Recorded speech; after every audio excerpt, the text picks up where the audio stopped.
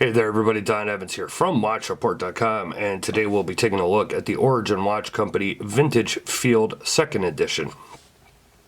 42mm case, 50mm lug to lug, 22mm lug width, sapphire crystal, 14mm stick, and it has a seagull movement based on the ETA 6497. $500 is your price. Comes on this very nice ox blood style dark brown leather strap. It's a calf leather strap that is padded. Very nice leather strap.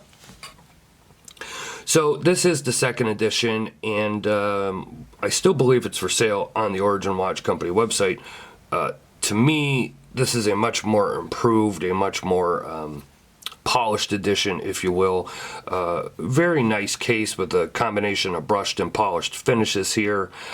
Great dial work, great hand work. Now, this version, of course, as you can see, only the hands glow. There are two other versions, a black dial and a gray dial, where the numbers, I believe either the numbers or there's markers on them that glow as well. It would have been nice to have seen little markers, I guess maybe after the numerals to glow around the dial, but the hands do glow nice, and you know, it's a vintage field watch. It's not a dive watch or anything, so not looking you know, for crazy good lume, but I will say it actually does pretty nice. Of course, this is a push-pull crown. Now, one of the things as we walk around the watch here, I want to point some things out. So, if you look at the crown placement here, and you look how it sits on your wrist, I'll show it to you on my 7.5-inch wrist here in a bit. But it is hard to pull that crown out. I actually have a really hard problem getting that crown to pull out. I can't get it from underneath because of the way the case is here. And then, of course, getting it from the top. So it is hard for me to get this crown out. It is a mechanical movement, of course. Now, one of the things I do want to show you is that register there, the sub-second, is actually inset into the dial. I hope you could see that here. It is not placed on top of the dial. It is actually recessed down into the dial, and I thought that was nice at this price point of around $500 to see that feature. So very clean looking watch. Trying to get the light to hit it here just right, and I don't think it's going to pick it up here. There's a good look at the Sapphire Crystal.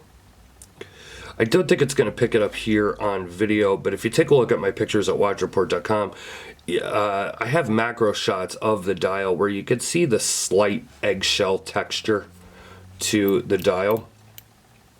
Here is a look at the movement.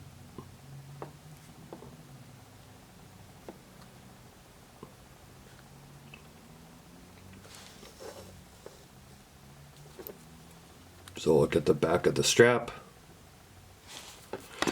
Now, one of the things I want to mention here before I forget is one, to stop hitting the damn camera with my hands as I'm doing the video. The other thing is that this strap uses curved spring bars, and they're important because of the way the case is, where the lug holes are placed on the inside of the case.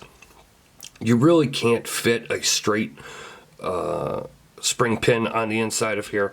So if you're going to change out the strap on this watch, whether you want to change it out because this one doesn't suit you or doesn't fit you, whatever the case may be, or you just want to, you know, change your strap out, you do want to use those curved spring bars, and it will fit. I put a canvas strap on this. I put another leather strap on this. As long as I used those curved spring bars, I had no problem fitting it against the case.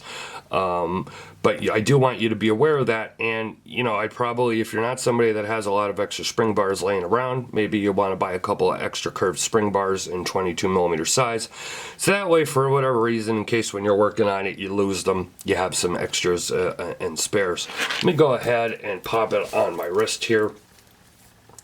I'll be honest now, with the exception of the issue that I have with the crown.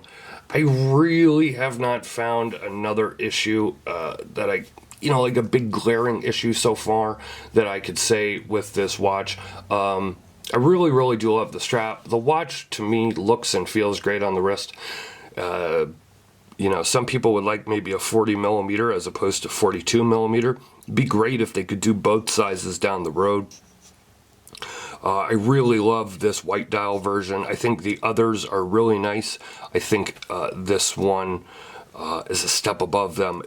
Personally, for me, I just really love the combination of this white dial and this color strap. Of course, this color dial will go with any kind of strap that you could put on it as well. I think, I think all the details are there. I think the finishing is very nice. Crown placement, like I said, could be a little bit better just to get in there, especially, with a watch like this because it's mechanical. So that means if, you haven't worn it in a few days and you need to go set the time, you got to pull the crown out. So it's a watch where the crown is going to get pulled out often. And crown placement could be a little bit better in my personal opinion.